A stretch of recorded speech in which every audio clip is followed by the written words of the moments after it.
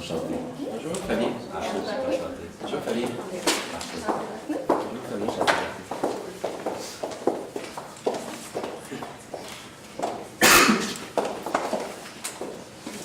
Désirez-vous que je vous lise les consignes en français ou en anglais? Donc, disposez de 24 minutes afin de présenter votre cas au juge. Les 12 premières minutes de la présentation sont considérées comme étant protégées. Les juges ne peuvent donc pas intervenir lors de cette période. Les 10 minutes suivantes sont considérées comme étant non protégées. Le début de cette période sera annoncé à l'aide de cette cloche. Lorsque la période non protégée sera terminée, je sonnerai à nouveau la cloche. Les juges ont la possibilité d'interrompre la présentation afin de poser des questions de clarification sur le sujet présenté à ce moment. Le juge devra se limiter à 15 secondes pour poser la question. Durant cette période, les juges devront se limiter à une question par diapositive. L'équipe doit répondre à la question, mais peut ensuite continuer sa présentation sans attendre l'accord du juge. Les juges ne pourront pas poser des questions sur un sujet ayant déjà été couvert ou qui n'a pas encore été présenté. Ces questions devront être abordées durant la période des questions à la fin de la présentation. Les 2 dernières minutes de la présentation servent à conclure la présentation et sont appelées des questions des juges. Je vous montrerai les cartons affichant le temps restant. Quand il restera 12 minutes, 7 minutes, 2 minutes, 30 secondes et je ferai le décompte avec mes mains les 10 dernières secondes. Une période de questions d'une durée de maximum de 5 minutes est allouée au jury à la fin de la présentation. Donc, c'est ça. Donc, les juges vont se présenter à vous. Bonjour, mon nom est Fabien Paquette. Je suis le directeur général de Pfizer Vaccin. Bonne chance. Bonjour, je suis Ashley Coghlan, je suis National Business Director, le directeur de ventes nationaux pour Vaccin. Bonne chance. Bonjour, Cynthia Delvaux, directrice commerciale pour l'oncologie. Bonjour, Rhonda O'Gallagher, je suis vice-présidente des affaires de l'entreprise. Bonjour, Stella Nathan, je suis le Business Unit Lead pour inflammation et immunologie.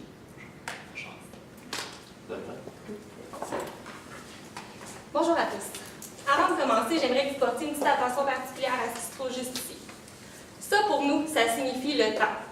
Et le temps, on ne se le cachera pas, c'est une composante super importante quand on parle de stratégie, surtout dans un contexte d'entreprise, dans un contexte actuel dans lequel on vit. Parce qu'on vit dans un monde, on vit dans un temps actuel où tout va vite, on veut que tout soit fait le plus rapidement possible. C'est la raison pour laquelle, pour certains, le temps va être considéré comme une limite. Pour d'autres, on est capable de le tourner à notre avantage en le maîtrisant. Comment est-ce qu'on peut maîtriser le temps? C'est tout simplement en développant une stratégie d'entreprise solide et adaptée à l'entreprise. Pour nous, le temps, c'est de l'argent. Aujourd'hui, on va vous en faire gagner, excusez-moi. Nous sommes DFA Consultants et aujourd'hui, on va vous présenter une stratégie qui va répondre aux besoins de votre entreprise. Pour commencer, le plan de la présentation. On va vous présenter l'entreprise et l'analyse qu'on en a fait. Par la suite, on va parler des principaux acteurs externes, puis on va parler de la stratégie et de notre échéancier. Vous nous avez confié 3 mandats aujourd'hui en tant que consultant. Tout d'abord, vous désiriez améliorer l'image de marque de la compagnie Pfizer Canada, augmenter les ventes, ainsi qu'améliorer l'interaction ainsi que la rétroaction entre les professionnels de la santé et les clients. Donc, c'est vraiment sur ces 3 mandats-là aujourd'hui qu'on a misé notre stratégie. Donc, votre mission. Devenir la plus importante société biopharmaceutique novatrice. Votre vision. Innover pour obtenir des médicaments améliorant la qualité de vie des patients. Puis vos valeurs. La clientèle, la collaboration, le respect, l'innovation, l'intégrité. On voit que c'est toutes des valeurs visées vers le client. On voit que vous le tenez à cœur. On va commencer avec une légère analyse des forces, faiblesses, opportunités et menaces de votre entreprise afin de bien pouvoir se situer et d'orienter notre stratégie par la suite. Tout d'abord, les forces de l'entreprise. On a un historique vraiment impressionnant en ce qui a trait au développement pharmaceutique dans les années précédentes. Par exemple, vous êtes les précurseurs dans des médicaments qui ont vraiment révolutionné l'industrie pharmaceutique. Par exemple, on a Celebrex, Lipitor et Viagra qui ont vraiment poussé le développement toujours un peu plus loin. Vous êtes également les leaders mondiaux en ce qui a trait à la recherche pharmaceutique. Vous êtes présents partout à travers le monde, puis c'est vraiment une force qui peut servir à vous démarquer en fait des concurrents. Vous êtes également très bien impliqué dans la communauté. On note votre participation dans plusieurs événements et dans plusieurs activités afin de vous faire connaître et de redonner à la communauté. Finalement, une autre de vos forces, c'est que vos opérations sont toujours en croissance. On note pour Pfizer Inc. une augmentation de 11%. Pour ce qui est des faiblesses, écoutez, on a cherché, vous êtes une bonne entreprise, vous êtes une entreprise qui est établie. Ce qu'on a pu trouver en fouillant et en faisant notre analyse, c'est qu'il y a eu récemment un rappel de produits. Donc ça, c'est une faiblesse actuelle. On parle du produit de l'épipène. Par contre, on note un fait intéressant, c'est que vous avez fait un rappel qui est... vous-même, vous avez fait le rappel. Donc ça se trouve être une faiblesse, mais d'un autre côté, on voit que vous avez vraiment le client à cœur. Vous avez fait vous-même le rappel pour vous assurer que vraiment les besoins des clients soient vraiment à 100% là, réglés. Pour ce qui est des opportunités, on parle de l'expertise en recherche au Canada. Donc, on a pu noter que vous avez, en fait, au Canada, on a plusieurs de chercheurs, on a les meilleurs chercheurs et les meilleurs scientifiques. Donc, c'est vraiment une opportunité pour nous dans le sens qu'on est vraiment capable d'aller chercher et de créer des produits qui sont de plus haut niveau. Donc, on parle par exemple de l'insuline. Ensuite de ça, une autre opportunité serait les dépenses en médicaments au Canada qui sont d'environ 14%. Donc, on parle de 34 milliards de dollars. C'est une opportunité dans le sens où c'est notre marché, c'est notre produit qu'on vend. Donc, c'est une opportunité pour nous parce qu'on peut vendre le produit puis ça nous apporte des ventes. Finalement, je vais faire une petite analyse des menaces afin de démontrer là, ce qui pourrait être légèrement plus préoccupant dans le marché actuel. Tout d'abord, le domaine pharmaceutique, c'est un milieu qui est très réglementé et qui a des exigences très élevées. Vous devez satisfaire à de nombreux organismes qui ont comme vous le bien-être des clients à cœur. On note par exemple Santé Canada, que vous devez vraiment là, respecter des exigences et des standards très précis et très élevés, toujours pour assurer, là, bien évidemment, la santé des Canadiens. Donc ça pourrait être une menace parce que plus on a de standards à atteindre, plus ça peut être aussi difficile, soit que ça peut être difficile de les atteindre, mais ça pourrait être plus facile en fait de passer à côté si on veut. Une autre menace, c'est les délais. Dans la recherche pharmaceutique, c'est des très longs délais. On parle tout d'abord de recherche et développement qui prennent plusieurs années.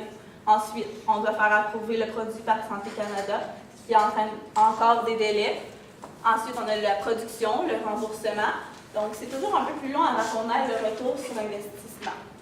Au global, on note une période d'environ 25 ans.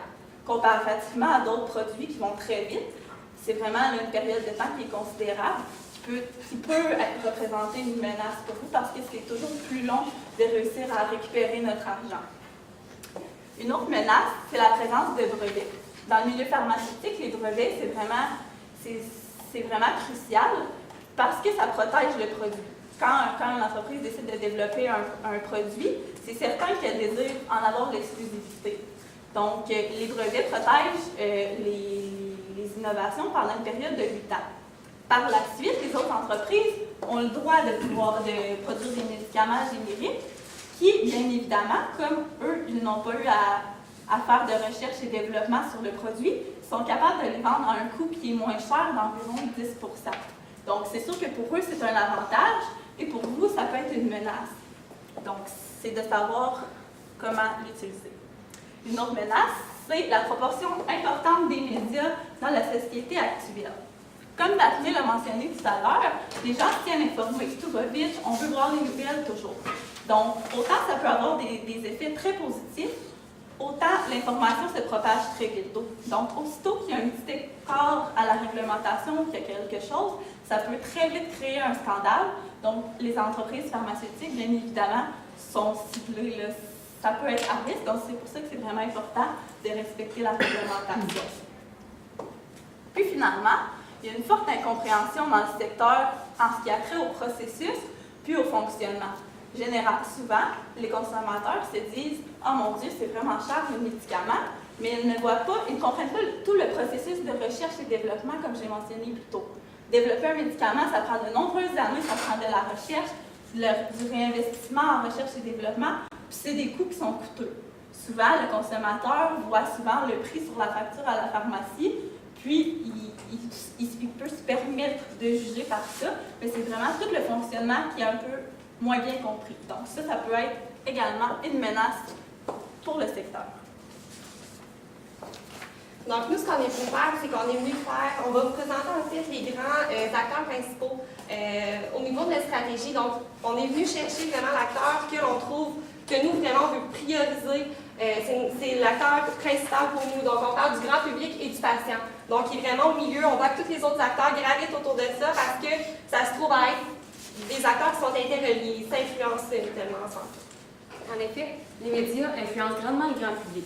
C'est eux qui vont avoir l'influence la plus importante sur la perception du consommateur. Donc, on veut pouvoir le modeler, si on veut. Comme je l'ai mentionné plus tôt, c'est vraiment les médias, l'image peut être très vite affectée par ce que les médias affichent. Donc, c'est vraiment important de toujours essayer de... C'est sûr qu'on ne peut pas contrôler l'information qui circule, mais toujours essayer à ce que ça reste dans notre avantage parce que c'est un acteur très influent dans votre sphère.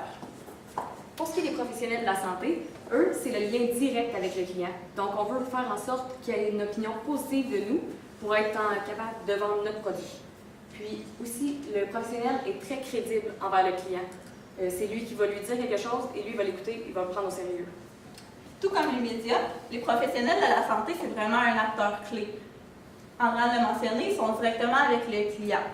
Moi, si je vais voir personnellement mon médecin et qu'il me dit tel médicament serait bon pour ta condition, c'est certain qu'avec sa crédibilité, je vais être portée à l'écouter. Ce qu'on veut, c'est on ne veut pas convaincre les médecins, on veut vraiment les faire comprendre vraiment les bienfaits du produit. Donc, c'est un acteur très important parce que c'est eux les vendeurs.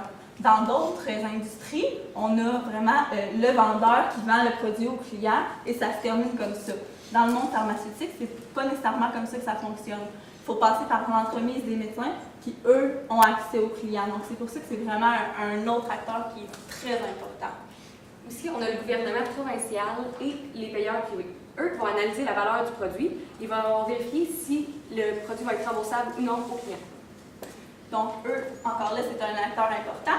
Il faut vraiment leur fournir l'information adéquate pour qu'eux, ils réussissent à déterminer si la qualité-prix est adéquate et si vraiment le produit proposé répond réellement aux besoins des consommateurs.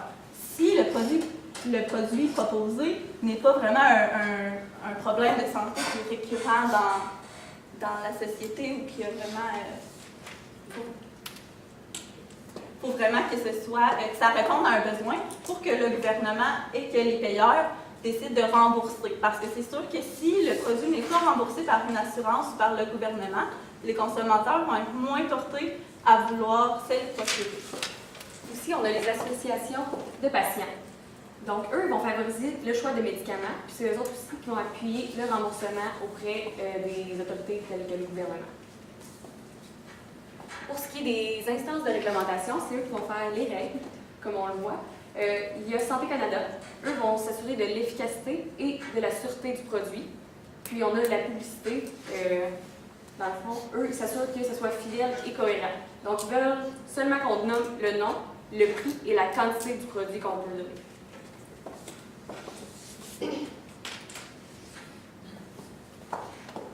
Donc, pour ce qui est de la stratégie axée sur le client, les axes stratégiques qu'on a trouvés, c'est la valorisation des produits. On veut aller voir tant le patient que les professionnels de la santé.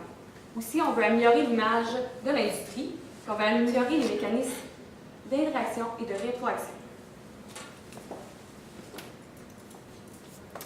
Pour ce faire, la valorisation des produits se passe principalement par les professionnels de la santé. Comme on l'a mentionné tout à l'heure, les médecins, c'est vraiment eux qui sont en contact direct. Donc, c'est avec eux qu'on compte travailler afin de valoriser le produit et de le rendre plus attrayant et plus vendeur, si on veut. Le premier axe qu'on a déterminé, c'est les outils de présentation. Selon une étude, on a déterminé que, en fait, l'étude a démontré que les professionnels de la santé, en majorité, préfèrent se faire présenter des informations par un représentant pharmaceutique. Donc, on a décidé de miser sur ça en vraiment là, favorisant cette démarche-là. On a ciblé les trois principales informations que les professionnels désirent obtenir directement du représentant. Bien entendu, il y a d'autres informations qui étaient soit ambivalentes, qu'il va également falloir travailler, mais ceux-là, c'est vraiment la majorité des répondants préfèrent avoir un représentant qui leur apporte l'information. Donc, on a ciblé ces trois-là.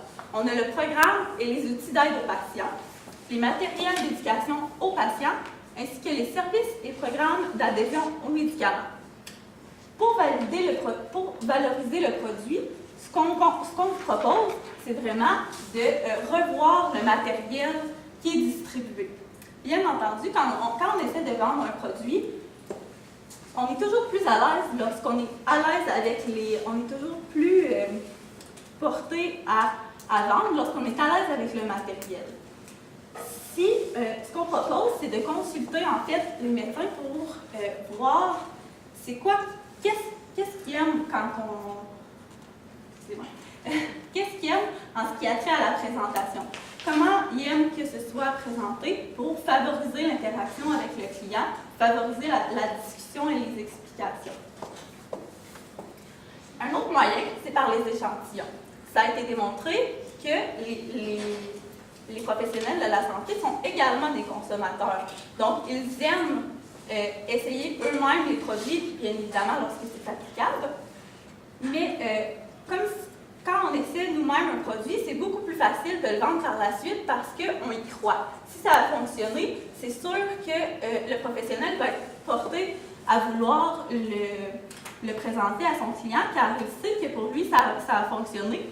Puis, c'est sûr que ça va être plus convaincant et ça va favoriser, bien évidemment, les ventes. Un autre moyen, c'est tout ce qui touche au congrès. Vraiment avoir une présence forte et marquée lors des congrès, que ce soit dans les kiosques et les symposiums, pour vraiment valoriser notre produit avec les outils, puis distribuer les échantillons pour faire connaître le produit davantage. Donc, le deuxième axe stratégique qu'on a proposé aujourd'hui, c'est le fait d'améliorer l'image de l'industrie. Donc, on sait, il y a un historique, au niveau de la pharmacie, il y a un historique assez difficile, dans le sens que les clients, les patients souvent trouvaient que les produits étaient trop chers, etc. Donc, nous, ce qu'on veut, c'est vraiment améliorer ce côté-là. Donc, pour commencer, on veut vraiment miser sur ce qui est des capsules, sur le processus d'innovation et de produits. Donc, on veut créer une capsule qui va vraiment permettre aux clients, aux patients et aux différents consommateurs de pouvoir comprendre tout ce qui est par rapport au processus d'innovation du produit. Parce qu'on l'a mentionné plus tôt, c'est un processus qui est long, c'est un processus qui est coûteux. Donc, on veut vraiment venir éduquer le client et les patients vraiment pour qu'ils puissent être au courant de tout ça, puis mieux comprendre le prix, etc. et tout ce qui est alentour. Ensuite, on veut vraiment favoriser l'implication dans la communauté. Donc, on est déjà assez présent au niveau de l'entreprise, on est présent, on fait du bénévolat, etc. Ce qu'on veut, c'est vraiment miser là-dessus et augmenter notre implication à ce niveau-là. Donc, vraiment médiatiser le plus possible, puis vraiment démontrer à la population qu'on est présent et qu'on s'implique. Comme il s'agit pas mal d'une menace qui est générale dans tout le secteur pharmaceutique, on croit que ça pourrait être bénéfique à plusieurs d'améliorer l'image. Donc, on a pensé à peut-être des partenariats afin de promouvoir dans l'intégralité en fait du secteur l'image et pouvoir redorer. Donc, par la suite, on avait parlé des améliorations des mécanismes d'interaction et de rétroaction. Donc, on a fait un plan, comme l'a demandé, sur 1 an, 3 ans et 5 ans, soit court terme, moyen terme, long terme. Donc, on va commencer par consulter les professionnels de la santé, puisque c'est eux, dans le fond, qui vont vouloir utiliser ces outils-là. Donc, on veut vraiment savoir leur opinion pour avoir des outils adaptés pour eux. Par la suite, on va faire les développements et les essais des outils. Donc, on va leur distribuer les outils, ils vont pouvoir les essayer sur un certain temps, puis on va vérifier si ça fonctionne comme ça. Par la suite, on va distribuer les outils lorsque ça va être terminé, puis on va pouvoir les distribuer à l'échelle canadienne. Par la suite, on va faire le suivi et les modifications si nécessaire. Puis on va faire le renouvellement des outils dans 5 ans, puisqu'on croit que ça va être nécessaire parce que ça se peut que ça change le mode de diffusion. Par exemple, si on veut aller vers l'Internet ou de nouvelles technologies, on devrait peut-être changer d'ici 5 ans. Donc, on va devoir revoir cette possibilité-là.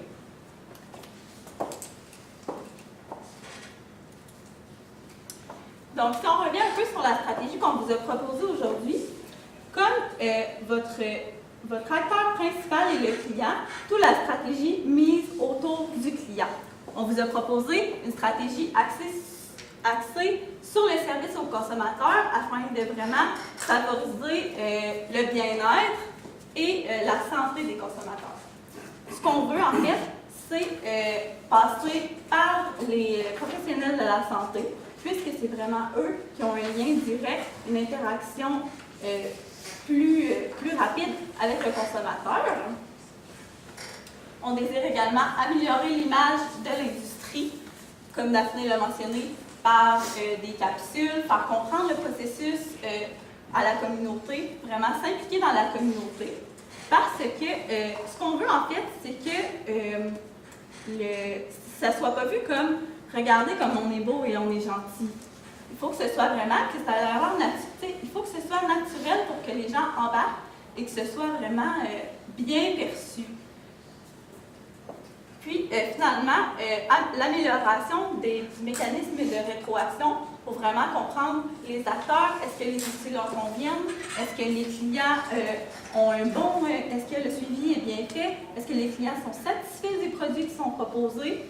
Vraiment, là, faire un suivi serré de la rétroaction. Pour l'image, on veut vraiment donner une image intègre.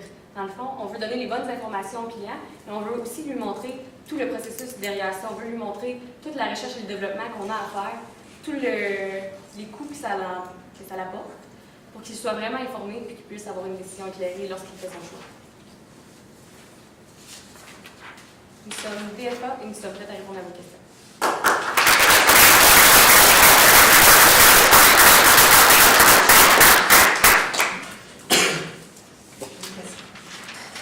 Merci beaucoup.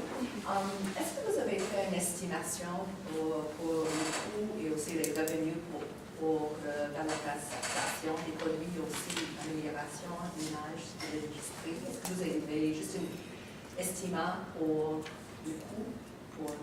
Ça, c'est prévu en fait dans les étapes. C'est ce qu'on va faire avec vous. Donc, on n'a pas fait d'estimation encore précise. Par contre, on va avoir des chiffres certainement à vous donner là, lors des prochaines analyses qu'on va faire avec vous. Moi, j'avais peut-être une question sur l'amélioration de l'image de l'industrie puis votre concept d'une capsule. Avez-vous fait ou avez-vous considéré dans quel cadeau vous allez introduire cette capsule-là, si c'est télévision ou autre? En fait, présentement, c'est sûr que l'heure est surtout au numérique. Donc, ça serait vraiment la voie à privilégier parce que on croit que si on y va vraiment avec des canaux plus traditionnels comme les documentaires ou des choses comme ça, c'est sûr qu'un documentaire aurait pu être intéressant parce qu'on aurait pu aller plus en profondeur sur vraiment tout le cheminement, toutes les étapes. Par contre, ce qu'on veut, c'est vraiment rejoindre monsieur, madame, tout le monde. Donc, on croit que des courtes capsules qui pourraient être diffusées en ligne, à la télévision, vraiment que ce soit rapide, accessible à tous, puis qui aide à comprendre rapidement les enjeux présentement, puis comment ça fonctionne réellement. Merci. J'ai une question sur votre implication dans la communauté que vous avez soulignée. Avez-vous des exemples qui pourraient être faits pour qu'on s'implique davantage dans la communauté? Quels exemples vous auriez en tête pour qu'on ait un plus grand impact? Dans le fond, on avait le cancer. Donc, la Société contre le cancer, ça serait intéressant. Il y a beaucoup de gens que ça touche, donc c'est très important d'aller voir dans ce côté-là. Il y aurait aussi tout ce qui est bénévolat, tout ce qui est vraiment s'impliquer au niveau des causes. On n'a pas ciblé de causes particulières. Par contre, là, tout ce qui, tu sais, en fonction de de la tendance. Puis ça va vraiment être de s'adapter aux gens à ce moment-là. Super, merci beaucoup. Merci. Merci.